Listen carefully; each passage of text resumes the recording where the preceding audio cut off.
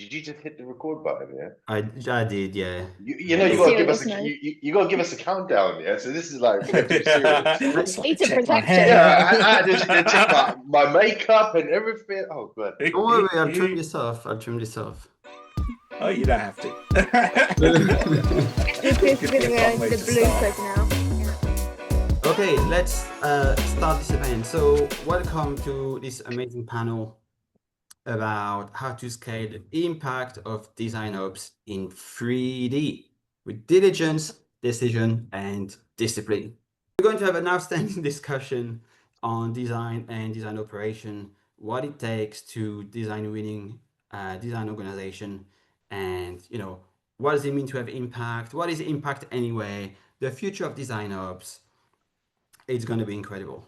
Now, the reason this is important is that I believe that design ops can be a game changer for design organizations.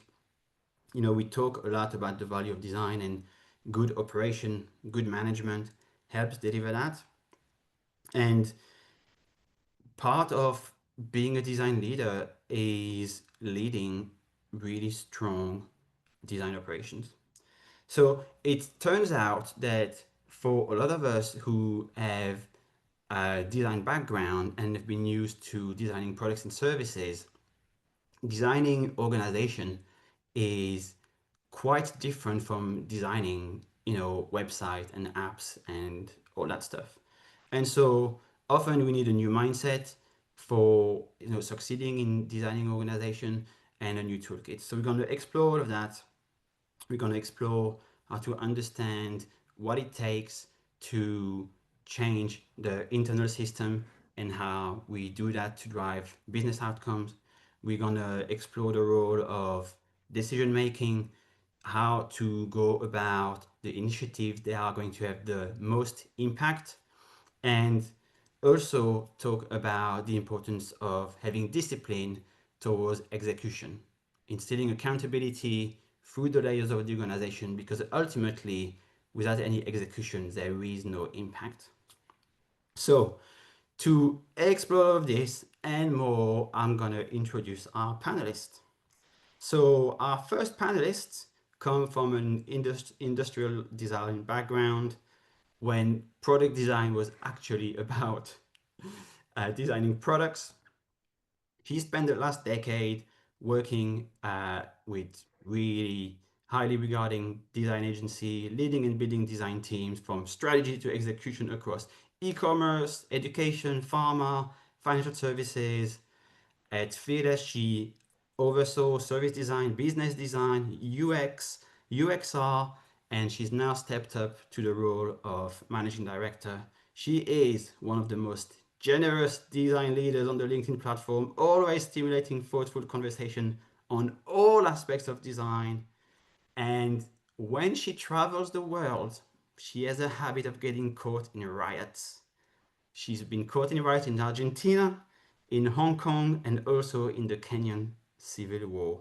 She is about to run riot on this panel. It's Laura Baker.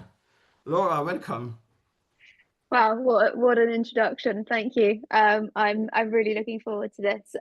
Great to have on. So thank you. I'm ready for the riot. I mean, with you, Martin, and Naz as well, I think we're gonna kick up a bit of a storm here. I have no doubt about that. And Laura, remind me, what's your favorite football team? Man United.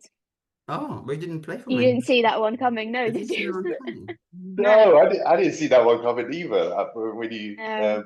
posted up what you were saying, I thought you were for that team. So. No, I'm a Man United fan. I have been since the age of about 4 or 5. All the I started playing at that age, and I think I was playing with all the boys at school who were Arsenal and Spurs fans, and I went, no, I fancy something different. And it was the David Beckham era, so decision made right there for me. And I've stuck with it since. But yeah, what they thought I was about to say was Spurs, because I played for Spurs under 16 and Spurs ladies from about kind of the age of 16 to 18 or 19. Back in the day, I was a goalkeeper, which most people don't believe, because I mean, you can't tell, it's Zoom, but I'm not the tallest person in the world, so I had a half decent jump on me at the time. Awesome, awesome. Thanks, Laura. Let's introduce our second panelist.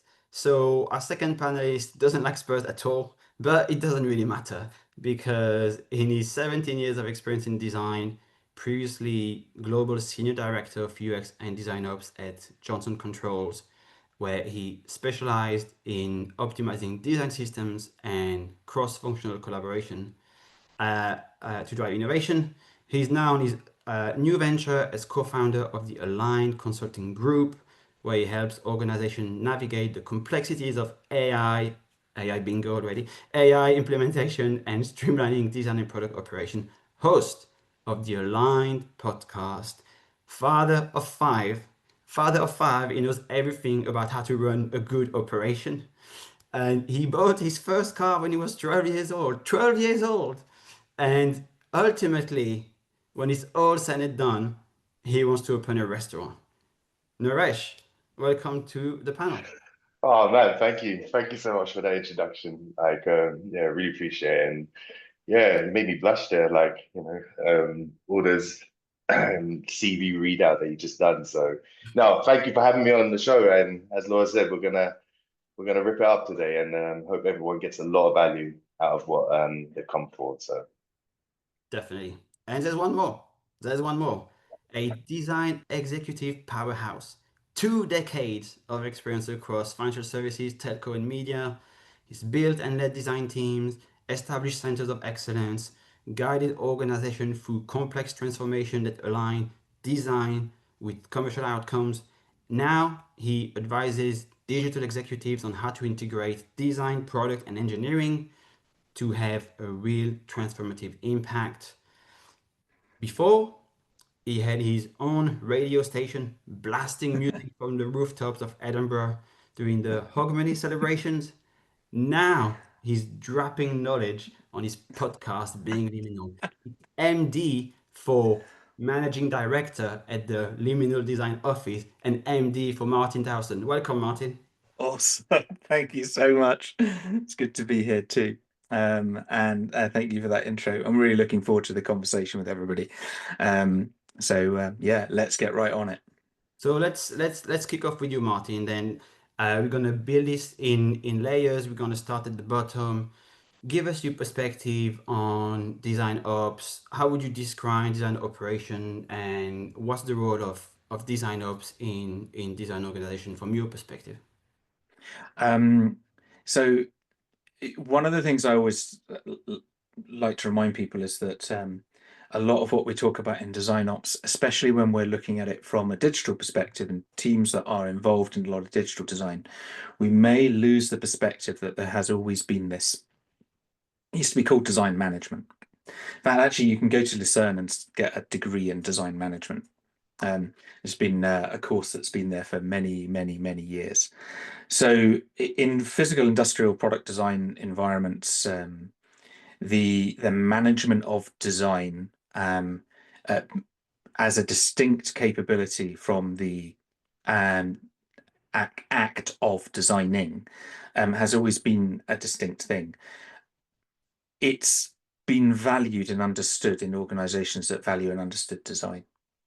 And so design ops has emerged as a term and a name and a team and a function, partially in response to DevOps. Because as organizations were valuing dev, it needed to operationalize in order to have better impact and integrate better with the organization. And so DevOps, was created to help dev become more in its flow. And that's why we've adopted this term design ops, because it is about us becoming more in our flow in how we deliver impact as a design team into an organization. The thing that we've all faced over the last 10, 12 years around that, especially because we're all mostly around digital environments, is that design hasn't been valued in quite the same way as it has where design management as a discipline has existed for a long time. So it's about flow. It's about flow of value. It's about impact of the organization. But you are, as you've articulated quite a few times, Laurent, you're actually looking at the organization of design and how the organization of design is embedded inside the wider organization, and that's the focus that you have, and it's all about unlocking value and unblocking the flow for people. Great. Okay, so it used to be called design management. It was well understood at the time, but it was in design organization, and we've adopted this new term, design ops, as a response to the emergence of DevOps and the big And- of, engineering as a and then product ops came next, right? And then there were team ops, and then there was, invented an ops at some point to coordinate all these different ops functions. Laura, what's your take on this? Through your agency, you help a lot of like organization on design ops. What's the flavor you're working on right now with some of these companies? Yeah, I mean, I think Martin said it beautifully, to be honest. I think it's when we speak about design ops, we are often speaking about the digital ops. I mean, you said my background industrial design. I like to call it the original type of product design. I remember the first time someone started talking about product design in a digital context, and I didn't have a clue. I just thought they were going mad. But I think in the way that we think about it, design ops is basically there to sort of make great design possible, to make it effective, and to do that in often at scale, and to sort of make it repeatable in that sense. So really helping to kind of create and then sustain impact. In terms of the work we do, it's really about that, and it's really about sort of going in, understanding and meeting the organization where they're at in the same way that we have to do in terms of any design work, and then really working to help them understand what the next best steps are, because I think there's a real danger with design ops, and then if we want to put it into your framework of kind of like decision making and diligence and everything else, of almost trying to do everything. Like, we're the type of people that can see all the problems, and we really want to solve all the problems, and we think that's what we're there for in terms of kind of design ops.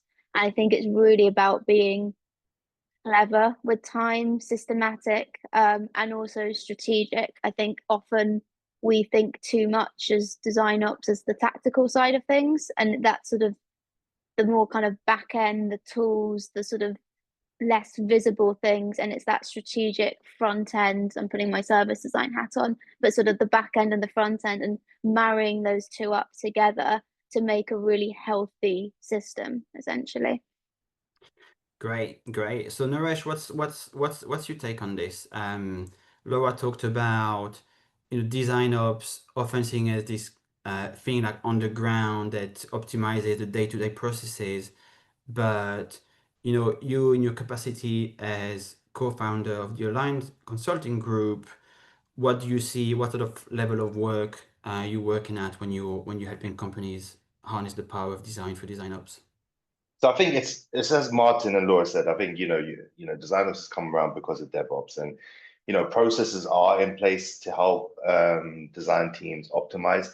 But I think it's also like showing the value of design and the processes that can help help with our bottom line, as well as like design ops is not only just on the process aspect, but it's also on the culture aspect where design fits within the organization. And most companies that do tend to look into a design ops role are at that maturity stage of understanding that design is not just a tool, or a design team is not just a tool in the company. We're actually a strategic partner. And I think that's what most design teams go through. They're mainly used as executioners, as tools within the company to just do something. But then you get to a level, or a company gets to a level of understanding that design can bring more and more value, and they're now more embedded into kind of like the product roadmap and the product vision. And what design ops really does is help, again, build those processes to get you optimized into a product backlog, and be strategic in helping formulate ideas into the product roadmap, and be as part of that product, as they kind of say, that imaginary top table. Being part of that table and being part of that strategic position is where design ops really fulfills. So yeah, I think it's a combination of everything, what Laura and Martin said, and pushing it pushing that culture, um, limit really to the top. Yeah, yeah. And so when you were in-house, I imagine you would have probably fought a lot of these battles to try and get design, embedded upstream to have more strategic impact, and then, using design operations to facilitate this.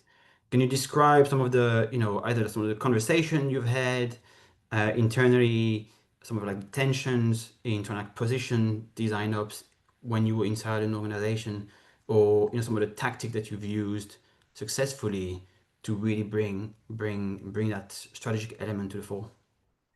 I think one of the key strategies I've always known good design leaders to do is to really, how should you say, not, I don't like to use this terminology, but it's to rub shoulders with the right people. Because you could be rubbing shoulders and trying to make an impact where the person who you're trying to influence or trying to get trust with doesn't really have an effect on what you want or what you want your team to be positioned at. Now, let me give you an example. I worked with this design leader, and she was trying to influence this product manager for a very long time. And she'd been trying it for a very long, like months before I joined the company. And I just said, like, do you not see that that's not the right person to influence? That's not the right person to change the culture. And so you got to position yourself with the right people and talk to the right people in order for changes to happen. Now, when I've had that push and pull with VPs, and there's many VPs that I normally see this happen with, one thing I always say is that don't expect things to change or like immediately. It takes time, and I think anyone in a design ops role should understand that, anything you've learned in the past does not work for the job you're in right now. You have to start fresh. You have to start new. You have to understand the business that you work with. You have to understand what the business value, what is their main objective. And whatever may have worked in one company is not going to work in this company. So you always need to reevaluate and rechange your strategy and see who's the people that's going to make the most influence. And, don't rub shoulders, but build trust with these people. You can't just come in guns blazing and go, oh, I'm going to change everything. And like, oh, next day it's going to happen. It doesn't work like that. So you've got to be strategic, you've got to be patient, and choose your battles wisely. And then last thing is don't speak UX when you're in a design ops role. Don't speak any any UX terminology. It just falls on deaf ears. You need to speak the business language. So you need to know, OKRs, KPIs, bottom line, return on investment, cost. Because if you're speaking that design language, I guarantee you, nobody's going to listen to you. Yeah, yeah. So Martin, I see you nodding and smiling now. So Yeah. you've built a relationship with digital leaders, not just design leaders, but digital leaders and business executives in your incredible career. What have you learned about, building this trusted relationship and influencing people at that level? I mean, first of all, exactly what Naresh was saying, which is that you've got to understand the business that you're in and the objectives of the business that you're in and your role, design's role in achieving those things. So this starts with the most senior design leader in the organization, and design ops is an arm of that person's arsenal on how to have impact. One of the arms is the design crafts themselves. The other is how we have impact in the organization and how we reach into that. So everything Naresh is saying there is absolutely right. You need to be able to kind of translate in that way. So that was one of the reasons I was nodding.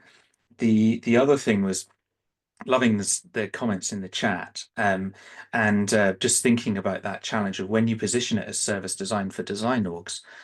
I would challenge us to just be aware of the levels at which design ops is trying to impact and be really clear, because if you say service design for design orgs, for example, I'll draw a little metaphor for you. Say, yeah, we're doing service design for the payments bit. And you go, just the payments bit then? Because service design normally tries to look at the holistic end to end. So it is actually, there's an element of the design ops job that's hard to do without collaborating with others on the design of the org that is product, dev, design, right? So now that people are realizing this and are operationalizing and supporting the flow of each of these things, and that product and design and engineering turn up in different places, the other thing that Naresh was saying, you know, what every organization is slightly different. There's a real mapping to try and do and understand what kind of org am I in, not just what kind of design org am I in, what kind of wider business org am I in? How are they structured? Not just what are their business objectives, but how are they deciding to achieve those business objectives? So there's a level of design ops that's about how do we fit in? And then there's the level of how do I maintain flow and create the right environment for the designers in the team to have their best impact. So you've got two levels of focus, and you're there as a support and an enabler of leaders as well. So this isn't just design ops job. This is a design leadership job enabled and supported in flow by design ops. And we're still talking at the kind of philosophical level, like, you know, what's the point and purpose of design ops? But I think it's really important to frame that. And in some organizations, all of that is collapsed into one because you've got a team of 5, right? And I think, Laura, you said it this week or last week. If you don't have design ops, you are design ops, right? You know, so these conversations different at different scales, you know. So you make a good point. You know, we're talking a lot of the theory here and at a high level. Laura, let's get your take on what does it mean to do that in practice, right? You go in organization, you go and assess the maturity of their, you know, design organization, design operations. How do you do it in practice? What can you share of, you know, some of the things that work really well in understanding the lay of the land, and then where to prioritize the resources and the focus and the energy of, you know, people you're working with to have the greatest impact? The quick answer is it all depends, right? That's always our easy answer to kind of our legal answer. But it's true. I mean, it's to what the others were saying is ultimately doing good design ops work is the same as doing any good design work in that sense.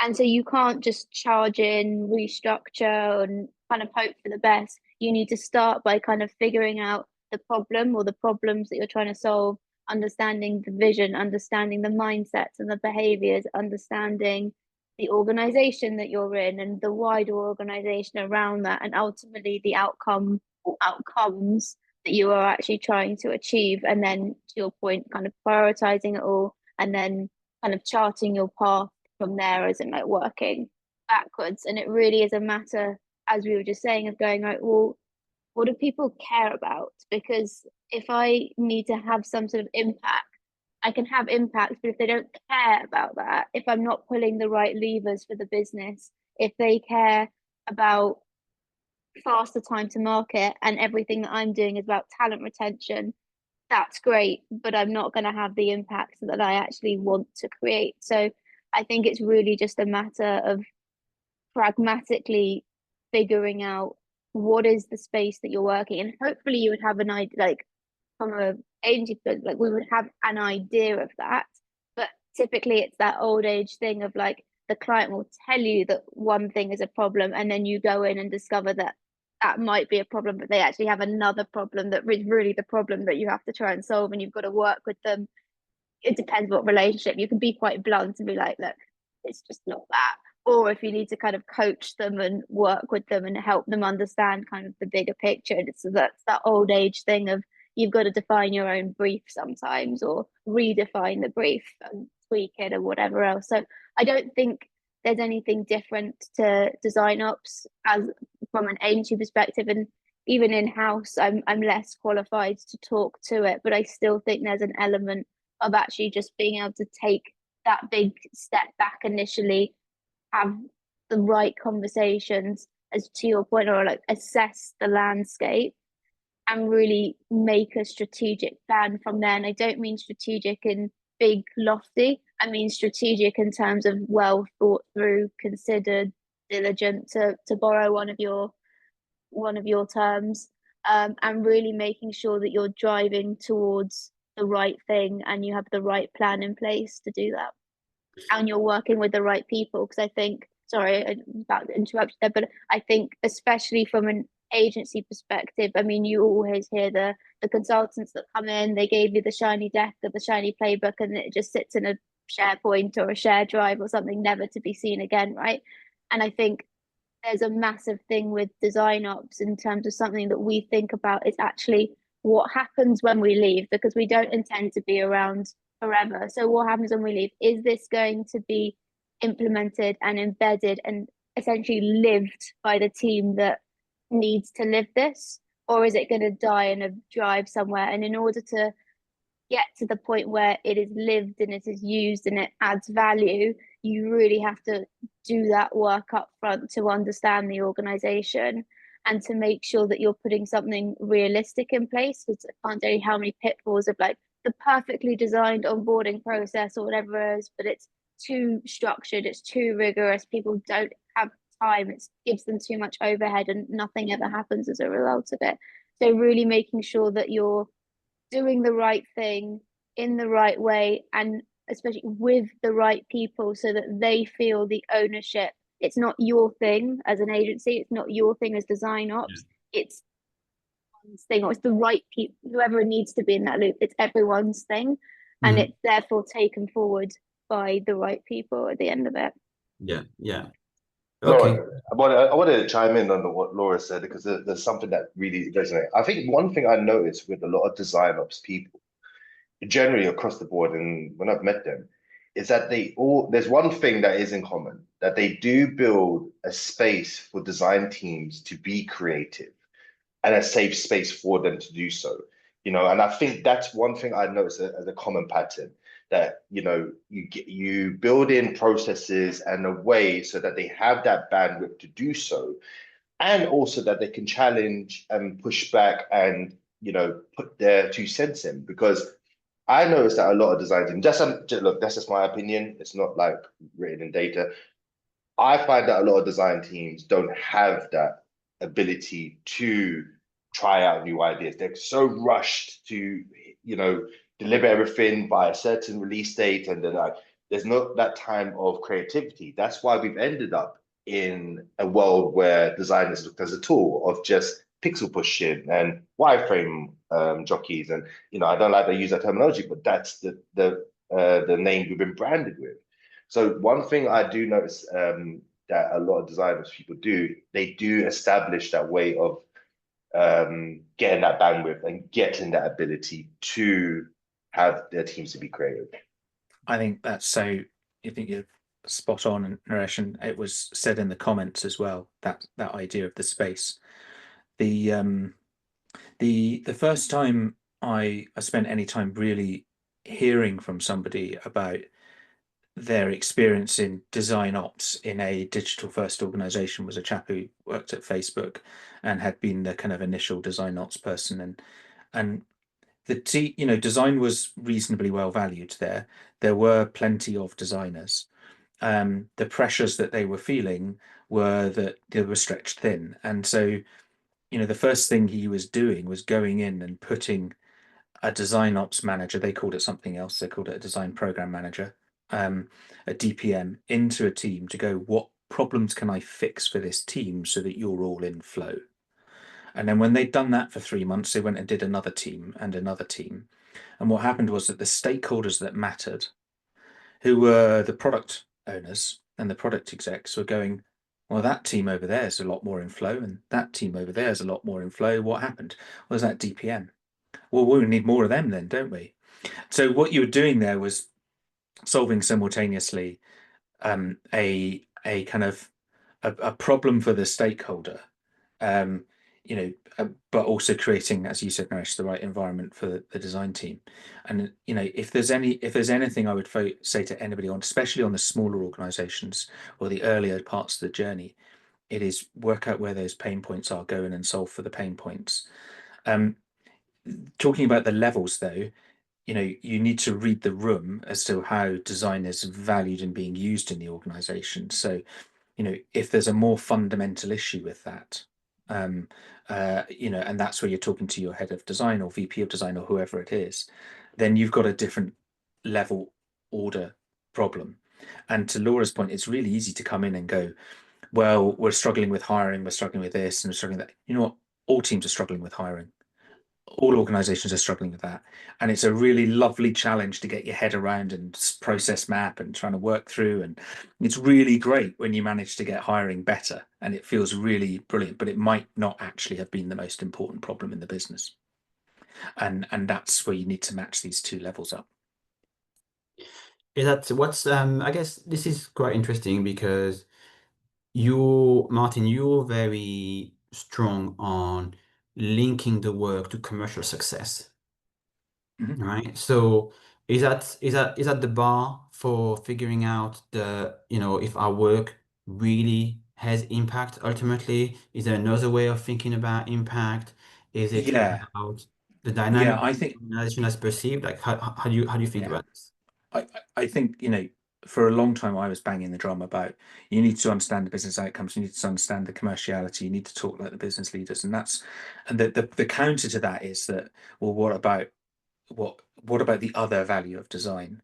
And it starting by talking like that was a reaction to situations, was a reaction to creative directors and vice presidents of design and chief design officers who had zero business nous, and therefore were hurting and damaging teams. But it isn't the 100% answer. Um, One of the things I know you've got 3Ds.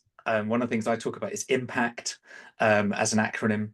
It's investment, measurement, purpose, accountability, craft, and tenacity. And tenacity like goes with your diligence, right? And it's the things that design leaders and therefore their design ops team that help them with design management need to focus on. Investment is about where is your investment coming from, who is paying for your team and why. And what, not just the commercial investment they're giving, the funding, but there is political investment that people put in you. And where is your political capital coming from? Because you spend political capital. Measurement is like how people measure in your outputs. Purpose is aligning on the purpose of the organization with the purpose of the design team. Often I see that disconnected because we've got such great ideas about helping the world, and the company has a slightly more narrow idea about how to help the world. And then accountability. What are you actually accountable for? Because if you're not, if you don't have the ability to make a decision and stop something happening, you're not accountable. And you need to just acknowledge and know that, because that changes what you're saying to your peers as a design leader and design ops. Craft is where you focus on the skills and what it is that you bring as value with your skills, and tenacity is the fact that you're going to have to switch strategies every 6 months or a year as the organization changes, and you have to get through that. So in and amongst all of that was things about purpose and accountability and craft and political capital, and there's other forms of value that you're creating. So somebody can bring in the design org, yes, to have a commercial impact, but also to unlock some other things, but only if that's the remit you've been given. So if your remit is literally, we want you to grow revenue, and and next year's remit is, we've done that for a bit, we need everybody to reduce costs. Those are the remits, and you need to focus on that. If you don't have a remit to do some other type of value, you need to go get it, or you need to acknowledge that that's not what you've got. I mean, it's blunt, but it's true. Yeah, and it's incredibly insightful, and the way you describe that impact framework is really excellent. Laura, designers have a habit of wanting to go against the grain, right? Of wanting to say, "Hey, we can do these things better. We're gonna convert you to think our way." Um, it doesn't always work though, does it? Right? So, Then you spend your next 2 years banging your head against the wall, going, "Why yeah, is but no one listening to me?" yeah, because there's your remit there, but then, instinctively we all want to like try and push the envelope a little bit more and slowly change that perception or expand your remit, right? So how do you balance the two, like delivering on what the org wants from you, while also, in some ways, maybe people expect some of that. If you're a really senior design leader, they expect you to have an opinion on the value that design can contribute to the organization and help move that forward? Well, sometimes they want you to have an opinion. I don't know about all the time, but it's a good place when you're in that position. But no, it's completely true, and I love what Martin's saying. And I think there is an element of stretching. I know, Martin, we've spoken about this before, and then there's a danger of stretching too far as well, and you lose people if you try and stretch them too far. So it kind of really comes back to understanding the type of organization that you're in. What do they want? What do they expect from design? What do they want for design? And how does that align to essentially what their wider objectives are? And I think when you're in a design or a design ops space, you need to be very clear on what you're doing, why you're doing it, and to Martin's point. And you need to work to deliver real and very visible wins consistently. I think there needs to be kind of those small wins along the way. This is a people business. This is a change management business. It takes time, and you need to show that you can execute, not just for kind of impact, but for trust, because execution will build credibility. And if you do want to go anywhere near stretching, you need to start by building credibility and then working your way kind of out. If you go too quickly, like not only too far, but if you go too quickly and you haven't built up, to Martin's point, some of that political capital, it's going to be a much bigger shock for the organization if you come. I mean, there's always a shock when you try and change things and people's radar goes up and you start to ruffle feathers. And if you haven't built that political capital, if you haven't got that kind of top-down support or your support from your peers, you're essentially going to be terminated. Like you're going to be chopped off at the knees. You'll be terminated very, very quickly. The antibodies in the organization will just start coming for you because they sense that something's different. And different isn't bad, but different typically scares people.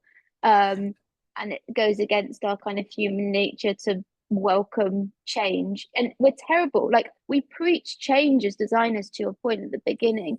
We're like, oh, ambiguity, we love this, uncertainty, we're going to work through. The minute it happens to us, my God, we are not happy with it. So we sometimes do need to drink our own medicine with that one. But yeah, sorry, Lauren, you're about to say something. I love what you were saying, Laura, there, because I've worked on this kind of thing together. Everything you were saying there just so fits into that political capital thing.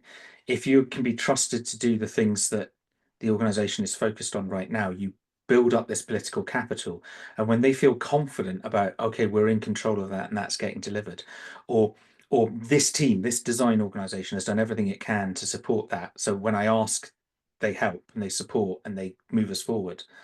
When you then turn around and say, look, I think there's something else we could do here, or there's a wider issue, or there's the only thing blocking us now is, you've got the political capital to be listened to. So, well, maybe you could go look at that then. And by the way, looking at that might not be a UX front end design thing. That might be so you mean you can help us look at our org and how we're working, and you can use your designers to do that. Yeah. But if you walk into an organization, see all those problems, they're trying to focus on growth and revenue right now, and you go, hey, do you know what? I think we could all have a big, let's redesign our purpose here. You're right. You might be right. In fact, I would say we are often right about that. Yeah. But they're not ready for it. Naresh, I see you nodding a lot. I love both of their explanation about. I love how Laura just mentioned about, like, you come in with change and it's like all the antibodies of the business will come and attack you. I love that metaphor. It's such a brilliant one. But it's as they both mentioned, you're trying to make a lot of changes at once, and it's as Laura mentioned, you've got to be strategic on what you need to focus on, and there are many things you can focus on in the design field, especially in the design ops field. But you need to be very, very strategic on focusing on the key elements that's going to, one, again, bring impact, but it's as Martin mentioned, build you that political capital, which you can then utilize later. Because if you start to spread yourself out thin, and I think I see a lot of design leaders do that. It's like they try and move away from the UI front as the biggest step to say, oh yeah, you can get more value out of us, or we're not being utilized in the right way. We can help the marketing team, we can help the branding team, we can help customer service. We're only just being used on developing UI. And I think I see a lot of design leaders do that, where they try to do everything, and then the credibility just falls flat because you've just taken too much on. So I think being strategic and knowing where you can make an impact in the business, that's going to get you that political capital and that reputation. And yeah, I think once you hold on to that kind of notion that people will come to you with problems and from different departments, then you can start to say, okay, I can spread myself in different areas. But that's why I would say to a lot of design ops people, don't try and change everything in the organization. Choose the right places to do this, and it will just come naturally. And again, it takes time. It does take time, and nobody likes change. So as Laura mentioned, they will come and attack you straight away. You have to be very, very slow and strategic with it. Yeah, and the other thing, just to exactly take on what you were just saying there, is that you just can't fix anything, and so a lot of the work is actually choosing which problems you want to solve first, and you need to be willing to go, this is what I'm working on, and I'm going to accept that there's a lot of messy stuff over there, and I'm just going to have to live with the messy stuff for now because it's not the priority.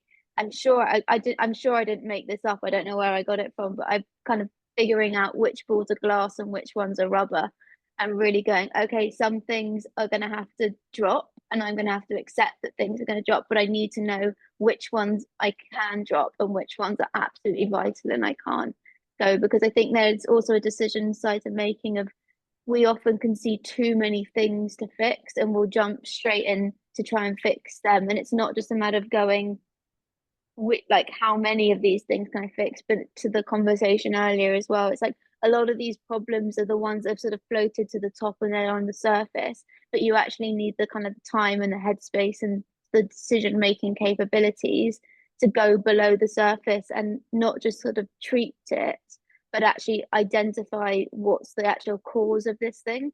So we're not just kind of treating, which way around, like to make sure I get this right, not just treating the symptom, but actually treating the cause of things as well. Otherwise, you're back to the impact point. It's just going to go around in circles. Well, you're definitely the queen of metaphors on this panel. It's brilliant. I love that. Totally, I love that absolutely. I really love that. Antibodies, glass balls, rubber balls. I'm gonna steal and credit those. Yeah, we need to brush up on our metaphors, guys. So one thing I want to touch upon, and then we'll take some questions from the audience, is we talked about selecting the areas where we can have the most impact. The way we're going to do this is really understanding how the organization really works, what people really value, this kind of like shadow organization that is not really written in intranets and websites and culture deck and that kind of stuff, right? But then once we've done that, we need to go and execute on this and deliver on it, right? And not be too distracted with other things. As designers, we have like lots of ideas, like we see opportunities like all the time, like, oh, we have these aha moments, what if we did this? But we need to focus and we need to put our energy in one or two big things, otherwise we won't have impact.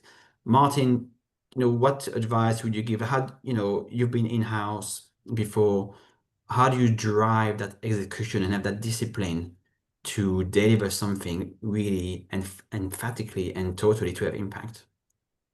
What does it take? What does it take? What does it take? I mean, the most of us most of the time don't get there, right? And that's a reality. Like we're struggling somewhere between, So do I have my most perfect examples of that are when you've actually managed to get a whole organization to decide to look at how it's working, right? And the moments when you get to do that are few and far between, right? So in the meantime, what I do try to encourage the design leaders that I'm working with now is to understand critically where their investment is coming from, what their stakeholders want to do with that investment, and what they are actually in control of. Because that is how the rest of the organization is treating them. The organization itself is a system. And so that allows you to know that if I focus on these things, the organization will understand and appreciate that. If I think there's something else, if we think as a team there's something else, then initially that might not be recognized by the organizer. So we've got a different order of challenge to surface that. And we need to decide if that's a hill we're going to go to now or a hill we're going to come to later.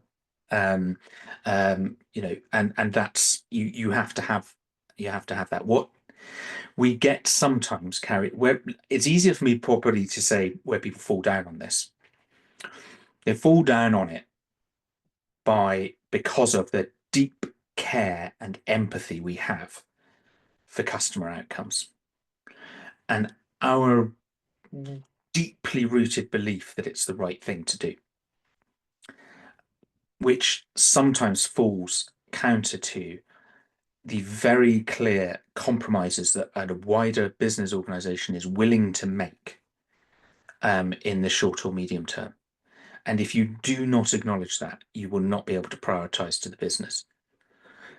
And it's not about just only doing that, but you won't be able to segregate between, in order to have that impact that I deeply care about, I'm going to need to take a slightly different approach to that. So that's where I see people falling down, where they don't acknowledge that those two things are different and that it requires a different approach. And where they don't lean in enough, I think, back to Naresh's point about how design ops should show up, to using design ops as their business lever, as their, you know, their outreach into the business, right? You know, lean on your skills as a design leader. And if your skills are in putting that vision together and actually leading the team in a creative way, then lean heavily on design ops. You know, and if you've got the balance, then design ops can help you do the grunt work on some of that stuff while you go present it out, you know. So there's all sorts of combinations that come into factor, like what what the maturity of the design leader is, what the maturity of the organization that we're in, and that balance between what is aligned to the business outcomes in the short term versus we have an idea about where we could be going. Awesome. I don't know if I answered the question there. I hope I did. Yeah, you talk about some of the challenges of, you know, going after different things, recognizing that sometimes we, as designers, we have that design intuition and we see something that we feel could be much better and drive better business outcomes ultimately, but it's just not the right moment. And Yeah. it's not, no, it's maybe not now. And I'm talking about that at the kind of design team wide level. Inside the design teams who are on the ground working with product teams and everything else, that kind of stuff should be happening all day, right? That's our value. It's like, I know we're doing X, Y, Z, but look at this, you know, and that should be a relationship with product and dev, and they should be exploring those things on the ground at the detail level all the time. That should be the value. I'm talking about the big stuff that the leadership teams see. Yeah. So we have a question from Peter here. What stories about the impact of design do you tell, and where and where? Who wants to take that one? I'll go first. I'll go with that one. What stories of about the impact of design as detail? So I really tell. I think this is one of my favorite stories I like to say. So when we come in and help companies, especially with Design Ops Line, one of our key things one of the key things we always tell design teams is do persona creations on your internal people. So all the stakeholders that you're going to work with, no matter what. So all the people that you know are that you're going to be working with on a day-to-day basis, do persona creations on them. You know, how do they communicate? What's their way of communicating?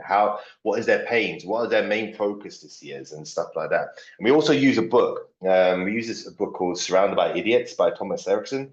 And it gives you a way of how to communicate with these type of people because they kind of fit into a certain color group. And that's been one of our key kind of USPs. Like we build these internal personas because we know who's going to make the most influence when we come in for a contract. Because again, we go in quickly, we leave quickly. So we want to make sure something's embedded. Just as Laura said, you know, when we leave, We want to make sure that kind of culture or that process is still there. And so one of the key things that's really helped with our contracts and business is really building those internal personas, really understanding their pains and gains, understanding like, you know, how to communicate with them, what's the right things to communicate with them. And it's been one of the biggest sellers. Like, for instance, you wouldn't do a kind of UX research readout, which is like a 36-page document, to somebody who just wants to know what are the key things I need to do. You know what I mean? Yeah. It's just a waste of their time. It's a waste on the researchers' time. So it really does help in not just cutting down man hours, but it also, you can see, okay, who's the right people I can speak to go and do something. You know what I mean? So, Yeah. and that's come from our design ops. It really came from our design ops team who really put this together and has been utilizing it in our day-to-day work. Awesome. Awesome. Laura, a question for you. What have you found are the most compelling quantitative ways to show the impact of design ops in organization where it's new or not fully understood? Guess the question is who are you talking to, and therefore what story do you need to tell off the back of it? Like, partly to Naz's point just there, like if I speak to the guy in finance, I'm going to have a very different story and different net metrics compared to if I'm talking to the guy in HR, for example. And that there might be a red thread that goes through them if there's some sort of organization wide solid KPIs, OKRs, whatever it is. But let's be honest, most places will say that they have them. Whether they do is kind of questionable. So I think if you're talking about any kind of quantitative metrics, I would typically say to the team or whoever I'm working with is, who are you talking to and what do they already have in place that they care about? So what are the metrics that they're trying to work to? What are the levers that they, to Martin's point, like what are they accountable for example? And if you can understand and learn what they are accountable for, what they're already tracking, because if they're not already tracking something and there's nothing in place to track it, you're going to have an even harder time because there's no baseline. Even you've got to get the baseline in order to show any kind of delta and move anything forward. So if you can adopt as design or design ops things that are already established, understood, that people already care about, that you're not having to make them care about something new, then it's essentially going to be somewhat easier for you to then go and have that conversation, because not only are you starting with metrics or quant data where there's already something in place, there's already baseline, you know they already care about it. And if they own it or if they're working towards it and you can show how you've helped them do that, then your kind of political capital to the conversation earlier is going to be increased because you're helping them on a challenge that they're already working with. And similarly, to kind of tail it back to kind of the last point in the question, what Naz was talking about is actually, if we go in and go, where's the value that we can give, is actually not always talking about the value that we've brought to customers, but actually what is the internal value that design and design ops has brought to the business. And that is often forgotten. We as Tomas, we're very happy, and we want to be the advocate for the customer, and we want to be that voice of the customer, and it's wonderful to do that, and it's important to do that. But actually, design has much broader value outside of the customer landscape. And if you can position design in the right way to support sales, to support HR, to support legal, and you help them solve their problems, then my God, your political capital in an organization will increase dramatically. Yeah. I mean, we've had it just this week. We've been doing some work supporting sales enablement over this year, and the feedback to the design leader that we've been working with, we just got told this week, was, why the hell haven't you been here earlier? Like, how are you only just here? Like, this is so helpful. And so if you can have that kind of impact, that's really where you want to be. I love that. I've got three. We'll see if three quick fire examples. Getting in vision when it was a thing, rolled out in an organization, was about helping all of our engineering colleagues understanding that we wanted to get from pixel to code more quickly, right? Because they were looking at velocity, right? getting good standards around research ops in place, and the practice around that was about reducing the risk around GDPR and having controls in place that allowed risk and compliance to say this activity is safe because customers and customer data was involved. And then finally, working with product and dev and systems thinkers on how the organization was looking at end-to-end delivery, and being involved in that was about being able to turn around and say that everybody felt like they were aligned, and we could demonstrate that we were contributing in a certain way to certain parts of the process, and that was a slightly fluffier one, right? But they're all very different levels of things that are all design ops stuff to do. Excellent. Well, thank you so much to our amazing panelists, Martin, Laura, and Naresh. The hour has gone so fast. So fast. It's already like 1:30 here in the UK. And Jose is very, very sad that we have to conclude this conversation. But fear not, I'm going to organize more of these panels. We can touch on some other topics of design ops. I'm myself running an event on Tuesday. I'll put the link in the chat there. I've launched my own design ops training course on Maven. I'm running a free session about the 3D framework, the 5 Ps of design ops. Martin, you have impact. I have 3D. I have 5 Ps. I also share one of my favorite ways of influencing stakeholders. So register for that. It's a free lightning session, and I'll post more about the course on LinkedIn. Right. Thank you so much once again. Thank you. Thank you. Thank you for bringing all this together. Really appreciate it. Soon. Yeah, definitely. It's been a lot.